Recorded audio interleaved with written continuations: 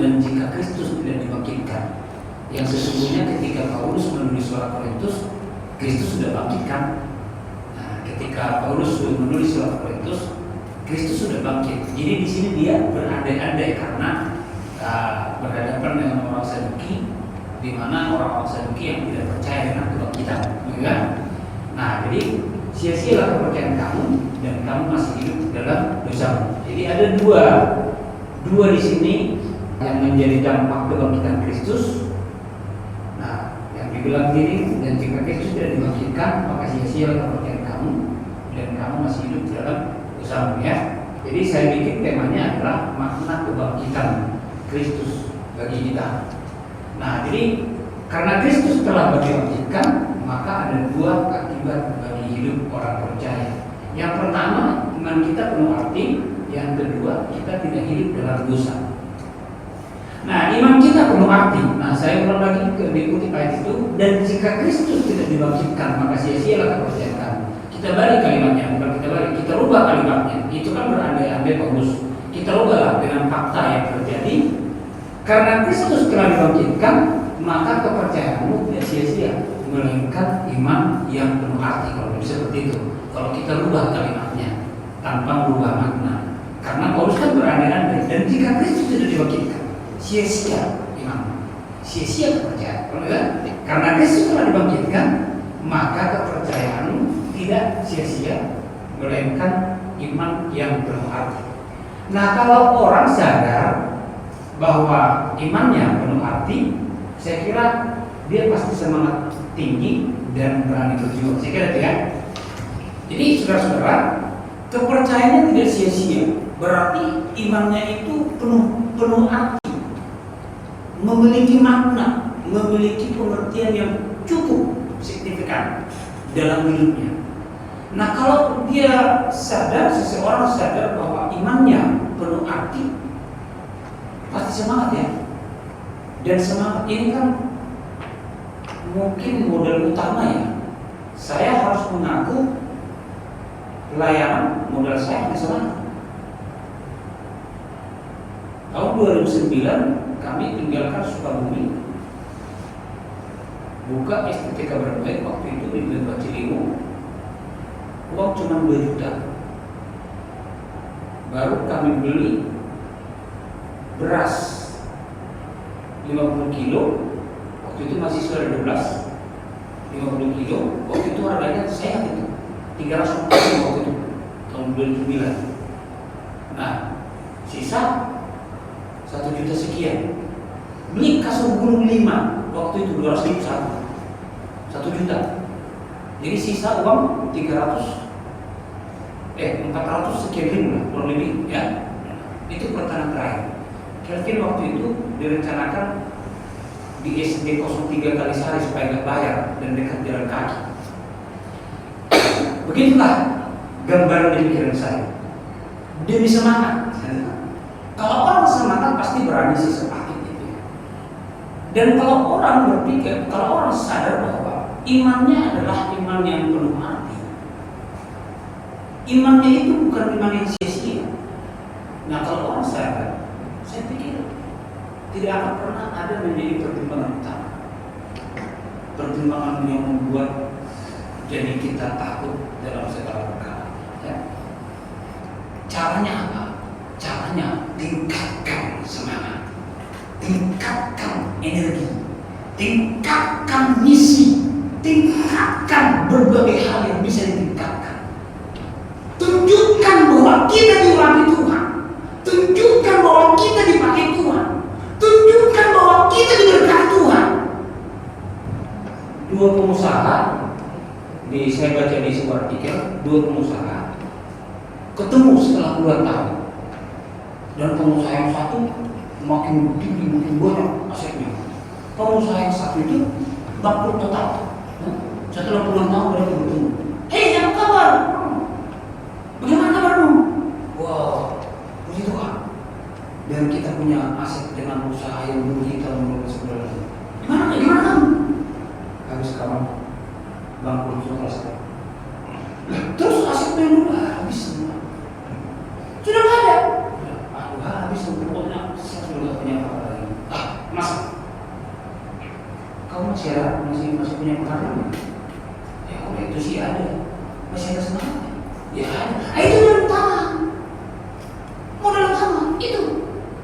Nah, yang kedua, kita tidak hidup dalam dosa. Nah, ini ketika Pak Herman dulu presentasinya sedikit, disertasinya di Cakunya, teman Bapak yang buron itu. Buron temannya. Oh gitu ya?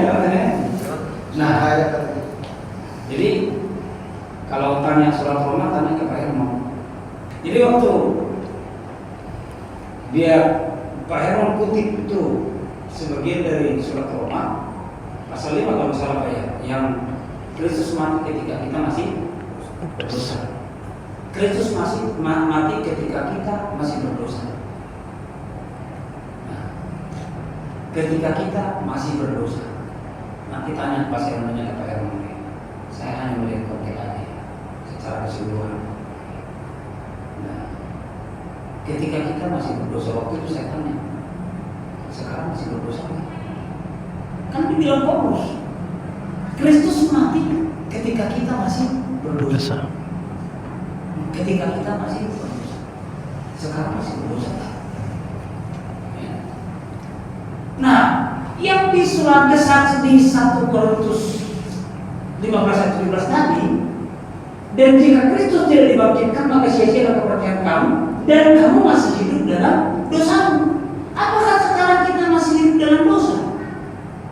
Ini kan Paulus berandai-andai, dan jika Kristus, kalau saya ganti kata jikanya, seandainya Kristus tidak dibangkitkan, percayamu sia-sia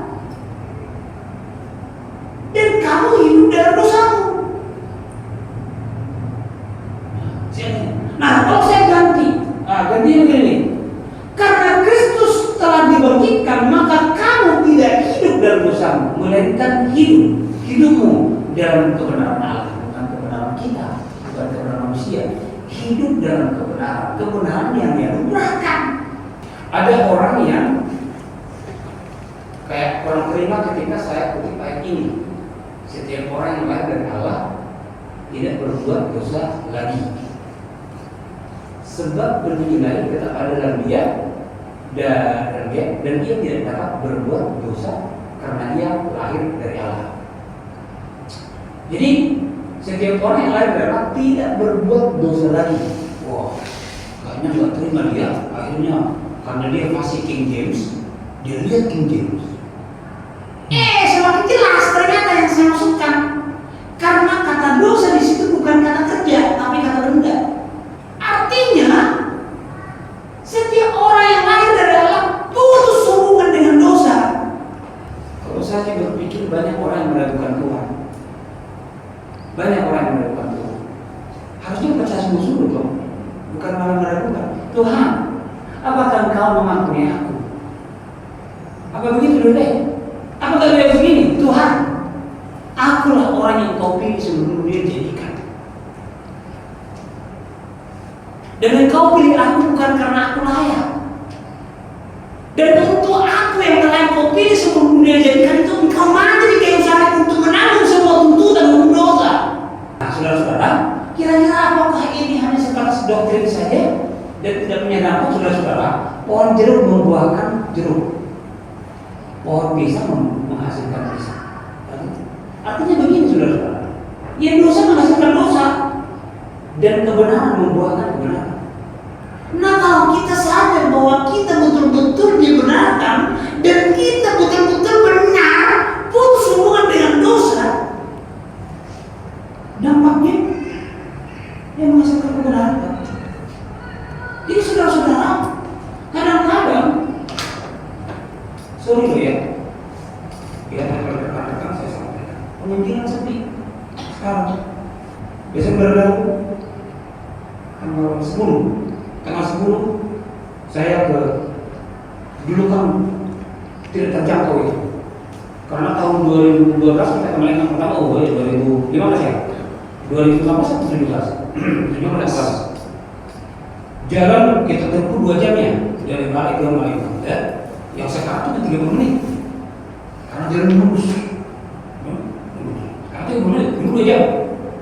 Nah, karena sudah mulus jalannya, jadi dekat ke dusun itu.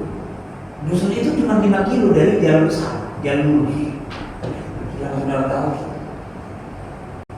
100 kakak lebih gak ada gereja. Kira-kira kenapa enggak kita memikirkan itu? Terus terang, siang malam pikiran saya ke situ. Setiap saya ingat mereka di mana itu 2 gereja kita yang berdiri.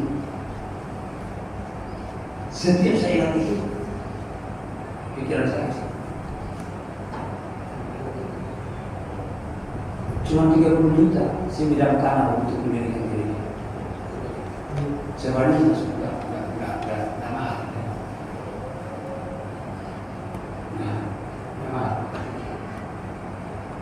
Dulu teos 13 jam jalan kaki dari sebelum Balai ke kiri, namanya Dusun Tumu.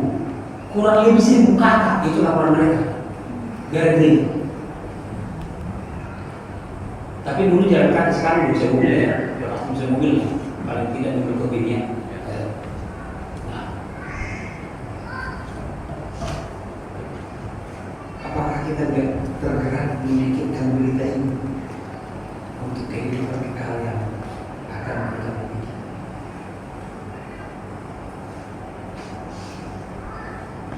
Kemarin kami jadi temukan dengan saya angkatan dari tahun, dan ada satu orang Dayak yang mana rumahnya saya lalui. Setiap kali kita makan pasti melalui rumahnya, ya? Karena di gereja kita sih setelah di daerah Mandor mau ke daerah Jari pasti melalui rumah. Saya bilang sama dia, namanya gak berpikir bagaimana ini di kampung Anda. Apa dia bilang? Surya orang Dayak yang begini, orang Dayak yang tengah. Dia bilang begini, Dayak susah. Iya, orang Dayak itu Dayak susah. Dia bilang sama saya, entah apa yang membuat Bapak tertarik sama. Nah, kalau melihat orangnya sih nggak tertarik Pak, dia bilang. Cuman selalu ada di pikiran saya, mana ada yang bisa mengubah manusia kecuali Tuhan. Maka Injil yang harus diberitakan, maka mereka berubah. Gak ada yang apa yang bisa mengubah. Kelapa sawit supaya ekonomi mereka bangkit, pencuri ditambahkan, pencuri sawit.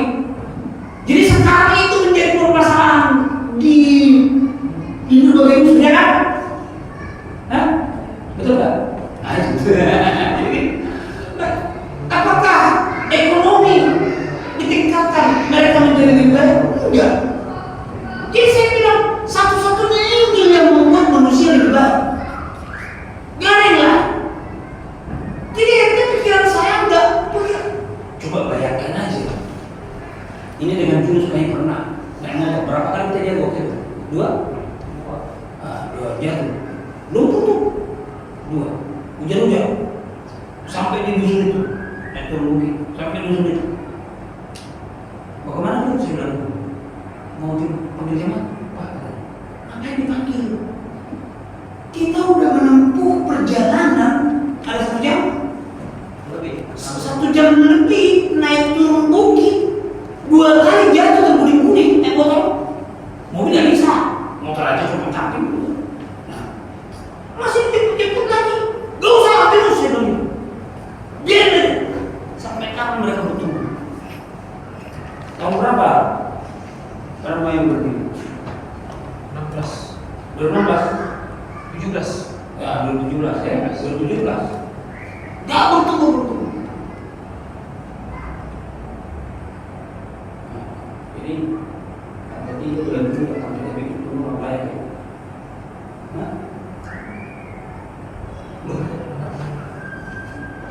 Lahan yang paling subur yang pernah saya jalani di Indonesia itu tanah Borneo.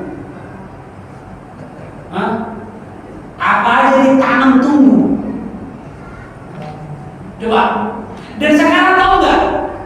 Coba di kampung saya lewat sedikit perbatasan perkara pengadilan, bayangin. Karena memang lahannya sudah sedikit. Di Kalimantan Barat pinjam tanah 2 hektar masih banyak Pak. Pinjam masih nggak loh? Itu tanya berapa yang bisa kami lo sebuahmu katanya di itu mau bisa disitu sebuahmu. Jadi saya bilang sama Cornelius waktu gubernur dia sebelum turun tahta, saya pergi ke pendoponya, Pak, harusnya salah satu yang paling kaya di Indonesia ini orang kaya sebenarnya. Ya mereka susah diajar katanya begitu. Bagaimana nggak susah diajar? Kau nggak tingkatkan pendidikan, saya kontrol untuk beberapa SD di beberapa kecamatan. Jam 8 datang gurunya 1, jam 9 datang 2, jam 11 datang 3, jam 12 pulang. Emang kan sudah pikir ada kopi di KSC Kalimantan? Kopi gelas kecil itu harga 3.000. Ya ada itu. Mungkin sekarang udah 7.000 satu. Gelas kecil. Dan pertanda seseorang tidak meningkat ekonominya, apa-apa mahal. Pertanda satu daerah tidak meningkat, belum meningkat ekonominya, semua serba mahal. Termasuk seperti Papua kan? Masa? Karena kemalaman saya nginep di Abipura, kayak ngobrol, restorannya hotel udah tutup, akhirnya kami makan di Indomie di luar. Warung tenda Pak, Bu, ada nasi putih nggak? Ada, campuran Indomie dari bulan lapangan kami bagi. 2 orang sama-sama waktu itu. 2 orang makan Indomie nasi putih. Berapa Bu sih? 70.000.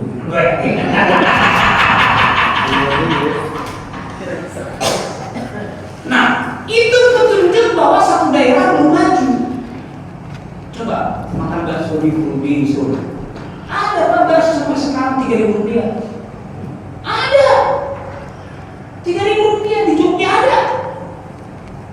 Ya karena mereka sudah dibina oleh sekolah dan keluarga. Nah kembali lagi ke sini saudara-saudara, hanya karena semangat. Dan yang kedua, tuntaskan dibikin Tuhan. Jadi kebablasan dosa lah, nggak pengakuan dosa. Pengakuan dosa gitu. Ya. Amin. Loh, lu mana pernah Paulus bikin surat ke jemaat-jemaat? Kepada orang Korintus yang berdosa. Ya ada itu. Orang Korintus saja yang bejat seperti itu dibilang dipilih menjadi orang kudus. Kayaknya. Padahal masalahnya memang ya perzinahan lah, perpecahan lah, penyembah berhala lah, segala macam paling komplit kok. Masalah paling komplit kan. Tapi kepada orang Korintus itu pasal 1 pasal ayat 1 sampai 3 sudah 2 kali disebutkan oleh Paulus bahwa mereka adalah orang kudus, bukan orang kudus. Nah, jadi sebagai orang yang dipisahkan oleh Tuhan dan kita betul-betul putus hubungan dengan Tuhan, ya tentunya kita pasti membuahkan kebenaran. Apa itu buah kebenaran? Saya nggak suka ya kalau orang bilang Matius 28 ayat 19-20 itu perintah. Karena gini loh, kenapa saya nggak suka? Karena gini loh, kita baca semua kita tidak pernah Tuhan memerintahkan seseorang atau satu bangsa tanpa kehadiran Tuhan dan tanpa Tuhan berkarya. Artinya gini loh, selalu di ayat itu kan jelas, pergilah jadikanlah semua bangsa muridku dan baptislah mereka dalam nama Bapa dan ketahuilah, aku menyertai kamu. Nah, itu tentunya kan tuntas kan sebenarnya ya. Jadi saudara-saudara, kebetulan nggak tahu lagi kami kita ini kapan selesai masalahnya ya. Bingung. 2009 sampai sekarang dia selesai. Udahnya Pak Heron seperti itu. Iya, karena dulu beliau ini pendukung Delta. Iya, saya kan dicuekin sama dia dulu waktu pendelatan jadi itu. Iya, sekarang lagi saya buka rahasia. Dia dicuekin. Dia kan kayak mau saya. Karena 2007 beliau terpilih jadi saya 2007 Parentara. Enggak, Pak Heron saya punya Parentara, kita juga punya. Oh iya kan? Nah, yang anehnya sudah tahu-tahu manusia error tetap aja di namanya. Jadi memang itu kan satu misi ya katanya. Menundukkan diri kepada pemimpin itu mungkin yang tidak Pak Heron. Jadi sebelum pemimpin kita harus tunduk. Nah itu saya tahu konsep begitu ya. Jadi bukan berarti dia setuju, tapi si buru-burunya pemimpin. Iya. Nah jadi saudara-saudara, tuntas yang dilakukan oleh Tuhan Yesus itu sehingga tidak ada penghalang bagi kita untuk membara, ya, membara. Jadi kalau ke Roma tuh, ya Roma 12 ayat 11, ya. Janganlah kalian jangan berdoa, bila roh menyala-nyala. Anak kayak menuntut bahasa aslinya, seru, membara. Mari kita membara. Nah, jadi saudara-saudara, mari kita bangun semangat kita dengan karya Kristus